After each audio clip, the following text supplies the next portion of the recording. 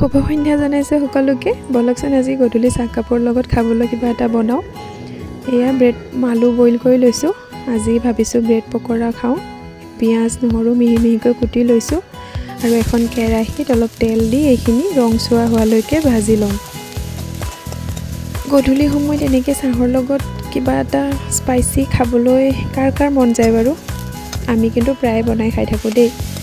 আৰু এয়া মই পিটিকি লোৱা আলুখিনি ইয়াতে ধুনীয়াকৈ অলপমান ভাজি লৈছো ভাজি ললে টেষ্টটো অলপ বেলেগ হয় খাইও ভাল লাগে মই আলুখিনি ধুনীয়াকৈ উলিয়াই লৈছো আৰু এয়া আনফালে মই বেটাৰ কাৰণে অলপ